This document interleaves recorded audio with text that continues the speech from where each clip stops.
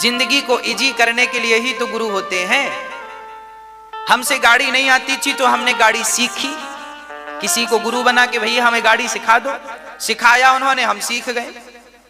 ऐसे जिंदगी कैसे जीना है, गुरु ही तो इजी करेगा ना आपकी जिंदगी की गाड़ी को। तो इसलिए गुरु होते हैं, इसलिए गुरु जरूरी है। कई लोग बोलते हैं गुरु जी हमने तो शंकर जी को गुरु बना लिया है, हनुमान जी को गुरु बना लिया है, भगवान कृष्ण को गुरु बना लिया है। अरे भाई वो तो ऑलरेडी सबके गुरु हैं, कृष्णम वंदे जगत गुरुम, वो तो भगवान गुरु हैं ही। परंतु भगवान भी तो यदि आपको कोई सलाह देंगे तो इंसान के रूप में ही तो आके देंगे ना, भगवान तो आपको बोल नहीं सकते। तो भगवान ही जो आपका मन करे, जिसे मन करे उसे गुरु बनाइए, और ईश्वर ही उनके रूप में बोलते हैं। हाँ, इसलिए गुरु आवश्यक है। और भगवान से प्रार्थना करो कि हमारी बुद्धि कभी गलत निर्णय ना ले, गलत डिसीजन ना ले, बात बात पे गुस्सा ना हुआ करो, थोड़ा ठंडे दिमाग से सोचो जो आप कर रहे हैं क्या वो सही है, क्या जो आप कह रहे हैं क्या वो सही है। बहुत ठंडे दिमाग से कोई भी निर्णय लिया करो। हाँ, कई बार गुस्से गुस्से में पति पत्नी झगड़ा कर लेते, अब तुम्हारा मुंह नहीं देखेंगे, तुम्हारी शक्ल नहीं देखेंगे, जाओ अपने घर चली जाओ, जाओ अपने घर, निकल जाओ घर से। ये सारी बातें एक बार बोलने के पहले सोच लिया करो कि इसका परिणाम क्या होगा। हमारे ऋषि मुनि इस बात पर कहा करते हैं, क्या कहते हैं कि रही मन धागा प्रेम का, मत तोड़ो चटकाए, टूटे से फिर ना जुड़े, जुड़े तो गांठ पड़ जाए। आज सुबह ही एक मैया मेरे पास आ गई, आज सुबह मैया आई और उनके भैया आए और मैया का बेटा भी आया। आज आई मैया तो मैया रोने लगी। हमने कहा माँ क्या हुआ? तो मैया का बेटा भी खड़ा था, अभी उसकी शादी नहीं हुई थी। मैया रोने लगी, बोली महाराज जी हमारा बेटा हमें मारता है, हमें बेटा मारता है और हम आपके पास आई हैं, अब यहीं रहेंगी। हमने कहा मैया अच्छा है यहीं रहो, आपका बेटा मारता है तो यहीं रहो। तभी मैंने उस बेटे को, वो भी था, मैंने उससे बोला भाई माँ को क्यों मारते हो? बोला महाराज जी गलती हो गई, अब नहीं मारेंगे, हम क्षमा कर दो। हमने कहा कि देखो बेटा माँ भगवान है, ये वही माँ है जिसने तुम्हारी लाख गलती करने पर भी तुम्हें पुचकारा था, प्यार किया था, गले लगाया था, और आज तुम इतने बड़े हो गए कि अपनी माँ के गाल पे थप्पड़ मारते हो। हाँ, हमने उसे समझाया। जब हमने उसे समझाया तो उसने कहा गुरुजी हमें एक मौका दीजिए, अब हम अपनी माँ की सेवा करेंगे जैसे आप सेवा करते हैं। तो फिर मैंने उस माँ से कहा माँ ये बेटा तो बोल रहा है कि एक मौका और दो। तो बोले महाराज जी यदि अब मारेगा तो मैं आ जाऊंगी। हमने कहा अब मारे तो मारेगा ही नहीं, मुझे विश्वास है कि अब ठीक हो गया बिहारी जी के चरणों में आकर, और अब मुझे विश्वास है कि आप पर कोई गलत बात नहीं होगी और कोई गलत हाथ नहीं उठाएगा ये। फिर वो माँ बेटे आज गए और बड़ा हमने समझाया उन्हें। मतलब जीवन में कहने का अर्थ यह है कि आप गलत निर्णय तब लेते हैं जब आपको अच्छी संगत नहीं मिलती। बच्चों को पता ही नहीं कि माँ की वैल्यू क्या है, बच्चों को पता ही नहीं कि माँ क्या है, तो फिर माँ को समझते नहीं है। इसलिए तो गुरु होते हैं ना ये बताने के लिए कि माँ भगवान है। जब उसे पता चलेगा कि तेरी माँ भगवान है तो फिर वो तो सम्मान करेगा। गलत संगत में आकर व्यक्ति गलत निर्णय लेता है। इसलिए आप सवेरे सवेरे माता लक्ष्मी से कहा, माँ सरस्वती से कहा करो हे माता सरस्वती आज मेरे से कोई गलत निर्णय ना हो जाए, कोई गलत डिसीजन ना हो जाए। भरी सभा में जब द्रौपदी की साड़ी खिंच रही थी उस दिन वहां बैठे हर व्यक्ति से गलत निर्णय हो गया था, है ना। हमारे यहां कुछ बातें प्रचलित हैं। क्या? पहली बात तो ये प्रचलित है कि पानी बरस रहा था पर बूंदें नहीं थी। दूसरी बात ये प्रचलित है कि बारात जा रही थी पर दुल्हा नहीं था। तीसरी बात ये प्रचलित है कि पंचायत बैठी थी पर न्याय नहीं था। ये तीनों घटना कहां की हैं? ये तीनों घटना तब की है पहला पानी बरस रहा था पर बूंदे नहीं थी। ये घटना तब की है जब भगवान ने गोवर्धन उठा रखा था। पानी तो बरस रहा था पर बूंदों का पता नहीं चला। मूसलाधार इंद्र ने पानी बरसाया, सुदर्शन ने सारा पानी सुखा दिया, अगस्त्य जी ने सारा पानी पी लिया। बारात जा रही थी पर दुल्हा नहीं था। ये राम जी का प्रसंग है। राम जी ऑलरेडी ससुराल में थे, खाली बारात जा रही थी। और तीसरा प्रसंग, पंचायत बैठी थी पर न्याय नहीं था। यह द्रौपदी का प्रसंग था। पांचों पांडव बैठे थे, पांचों पांडव बैठे थे, दुशासन, दुर्योधन, कर्ण और धृतराष्ट्र, पितामह भीष्म, गुरु द्रोणाचार्य, कृपाचार्य, तमाम योद्धा, तमाम विद्वान बैठे थे। पर विद्वानों की सभा में न्याय नहीं था। आज देखिए, पितामह भीष्म से भी गलत निर्णय हो गया। द्रौपदी को बचा सकते थे परंतु नहीं बचाए। आज गुरु द्रोणाचार्य से भी गलत निर्णय हो गया, बचा सकते थे पर नहीं बचाए। देखो, आप भगवान से प्रार्थना करना कि प्रभु मेरे से ऐसे गलत निर्णय ना हो जाएं।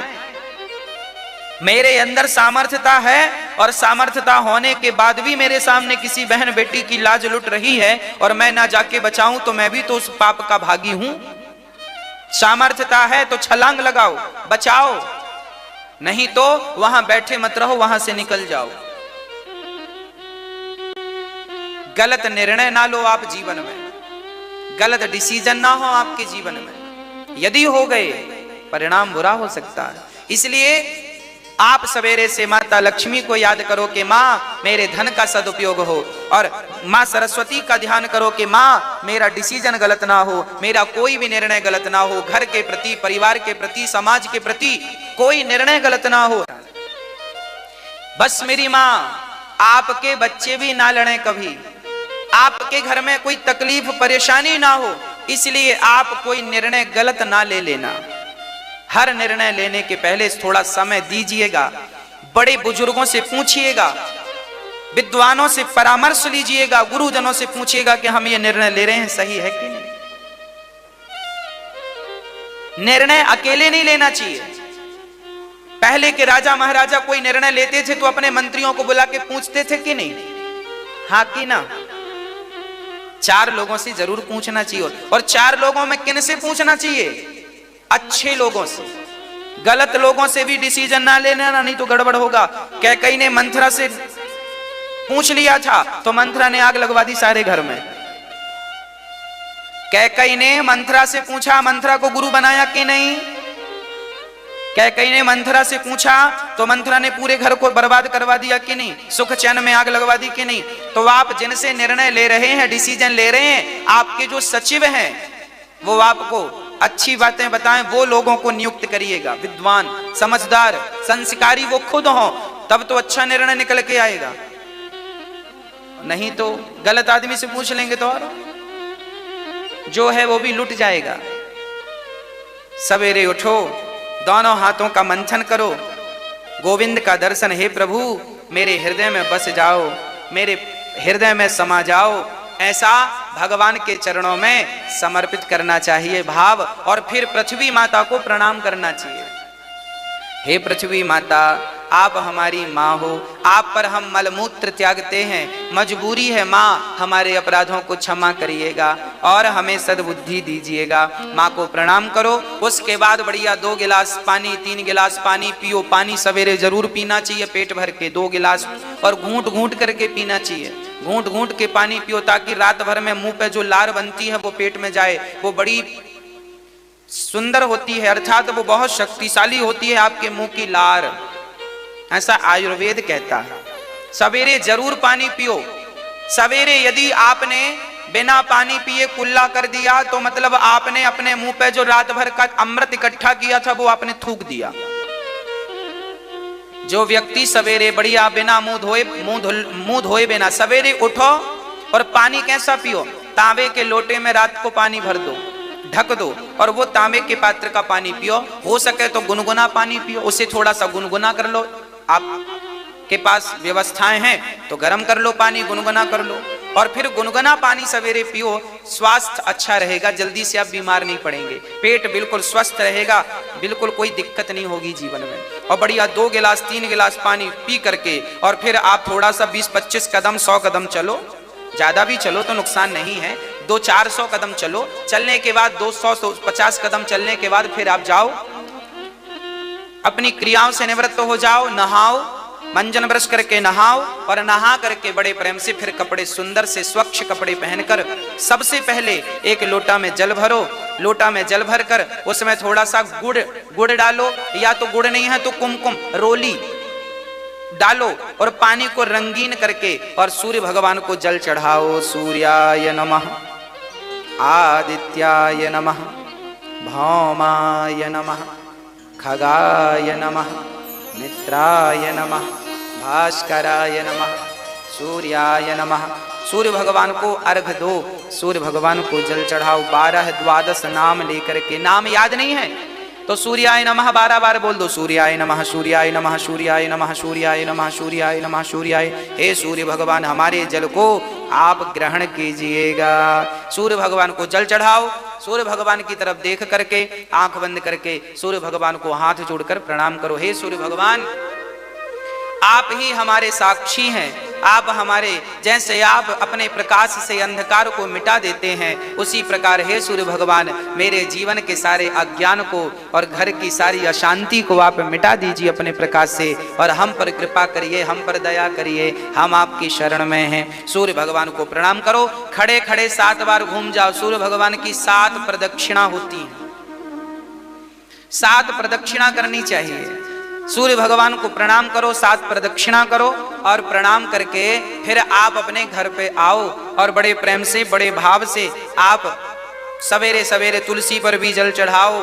आपके घर में शंकर जी हैं तो शंकर जी को स्नान कराओ, लड्डू गोपाल जी हैं लड्डू गोपाल जी को स्नान कराओ, वस्त्र पहनाओ, श्रृंगार करो, उनको माला उनको मुकुट पहनाओ, उनको प्रणाम करो, हाथ जोड़कर कहो हे नाथ मैं आपको कभी भूलूं नहीं, सदा आपका चिंतन बना रहे। उनको भोग लगाओ, तुलसी 4-6-11 पत्ते तोड़ के लगाओ, लाओ और 11 बार अर्चन करो। नारायणाय नमः, नारायणाय नमः, नारायण, ऐसे है ना, ऐसे तुलसी का पत्ता छोड़ो, नारायणाय नमः, नारायणाय नमः, नारायणाय नमः। तुलसी का पत्ता भी नहीं है मेरे पास इसलिए मैंने गुलाब ले लिया, आपको तुलसी का पत्ता लेना है। नारायणाय नमः, नारायण, भगवान के चरणों में छोड़ते जाओ, नारायणाय नमः, नारायणाय नमः। ऐसे भगवान को बढ़िया से रोज आप पूजन वंदन अर्चन किया करिए।